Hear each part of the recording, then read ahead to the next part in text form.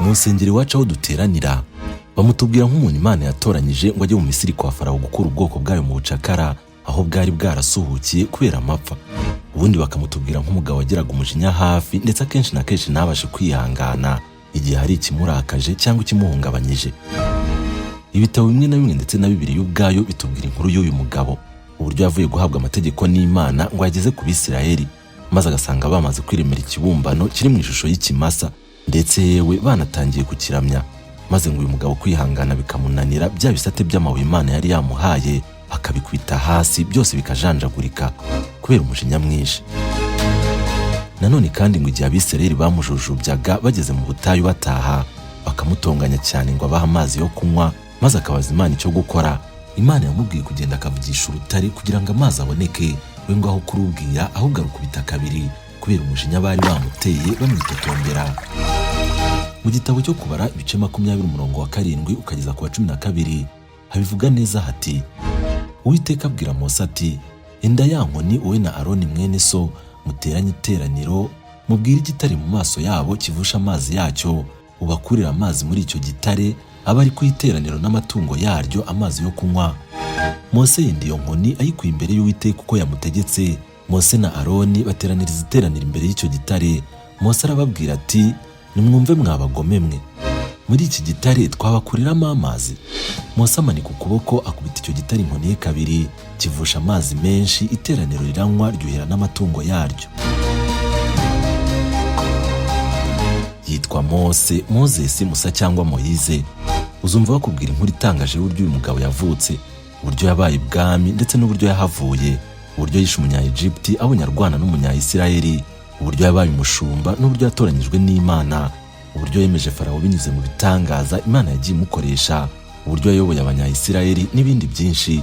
Ariko nibigera ku nkuru y'urupfu rwe, bamwe bazakubwira ko batazi irengero rye, abandi bakubwire ko ari iyobera ritagatifu, abandi bakubwire ko ari aho bagarukiye basoma, ko nubishaka uzakomereza aho bagarukiye nawe ugasoma bityo ugasobanukirwa. Ariko se ninde mu by'ukuri uzi byinshi ku rupfu rw'uyu mugabo ufatwa nk'intwari yo gukomera ku ishyanga rya Isirayeli? Muri Bibiliya mu gitabo cyitwa Gutegeka kwa kabiri ibice 34 umurongo waho wa mbere hari amagambo afite umutwe ugira uti: urupfu rwa Mose. Mose ava mu kibaya cy'Imowabu kinini azamuka umusozi wa Nebo, agera mu mpinga ya Pisiga iteganye n'i Yeriko. Uwiteka amwereka igihugu cy'i Galeyadi cyose ageze i Dani, n'icy'Abanafutali cyose, n'icy'Abefurayimu n'Abamanase, n'icy'Abayuda cyose ageza ku nyanja y'Uburengerazuba. Amwereka n'i Negebu n'ikibaya cyo kuri Yorodani, aricyo gikombe cy'i Yeriko, umudugudu w'imikindo ageze i Sowari.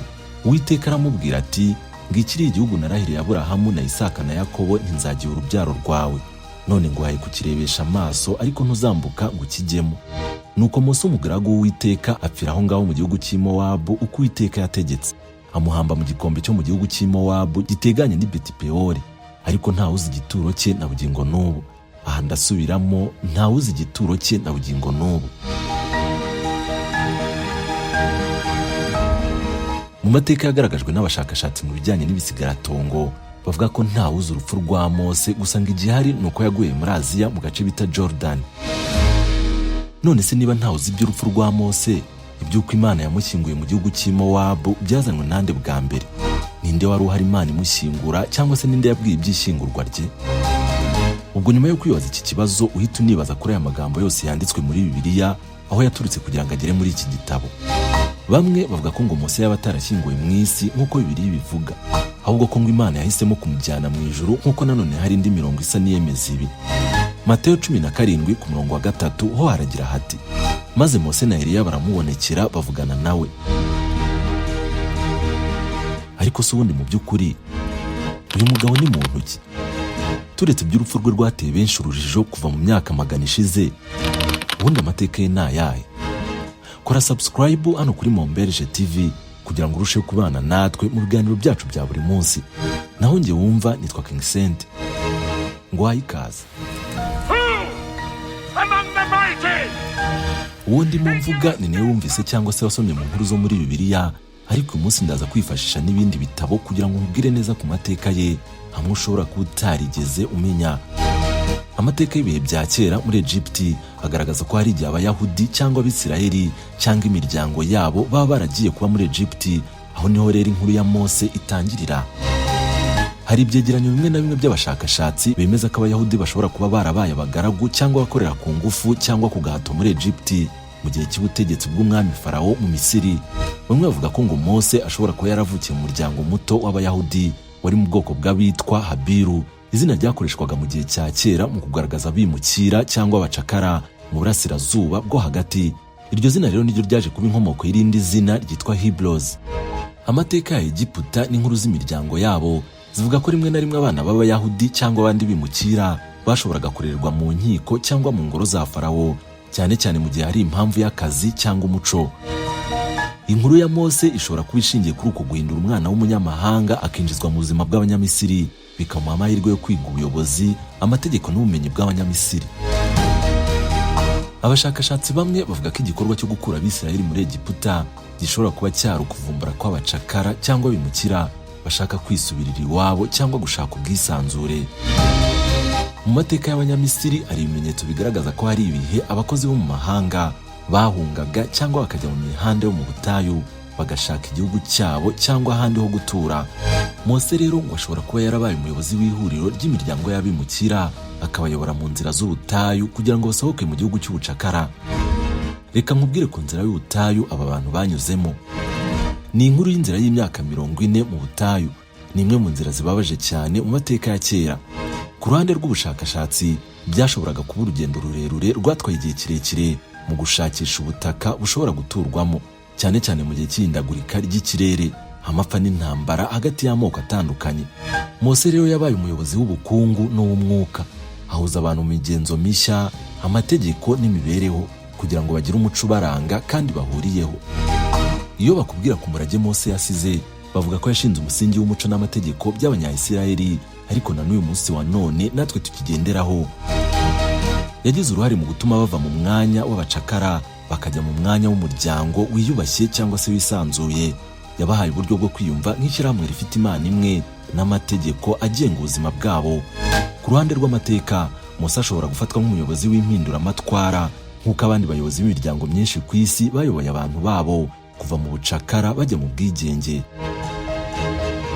Ubundi bivugwa ko Mose yavutse ku ngoma y'umwami Farawo, ngo bitewe n'uko rero imiryango y'Abanyayisiraheli yari imaze kororoka cyane, Farawo yabonye ko batangiye kubaruta ubwinshi, abona ko bazabarusha imbaraga, bityo bakabigaranzura bakabanyaga igihugu cyabo cya Egypte, maze ategeka ko umwana w'umuhungu wese uzajya uvuka mu Bisirayeli azajya yicwa. Nusoma kuva igice cya mbere umurongo wa 15 uzabibona neza. Hanyuma ngo iyo yabaga ari umukobwa we yabagaho, bitewe n'uko ngo yakuraga agashaka mu bwoko bw'Abanyamisiri akitirirwa ubwoko bwabo. Ngo Mose rero avuka yahuriranye n'ibihe by'iryo tegeko, maze ngo umubyeyi we atinya ko nibamenya ko yabyaye umuhungu bazamwicira umwana.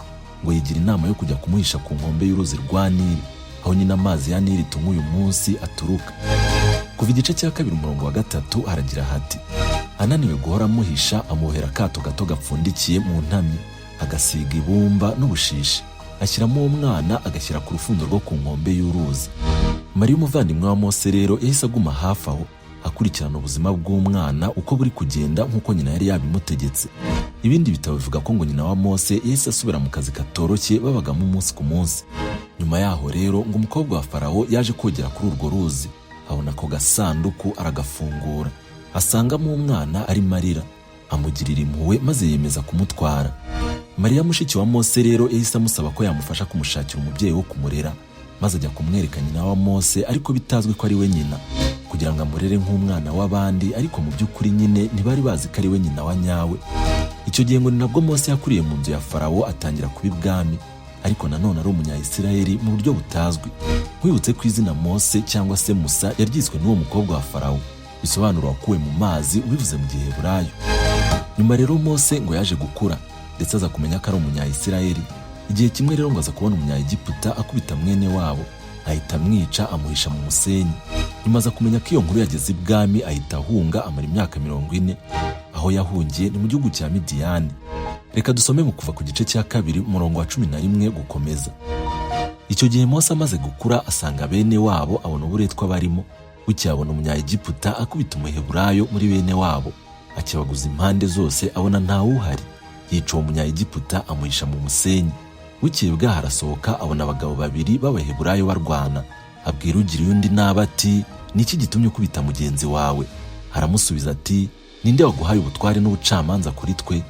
Urashaka kunyica nk'uko wishe wa munyayegiputa? Mose aratinya aribwira ati, nukuri byaramenyekanye.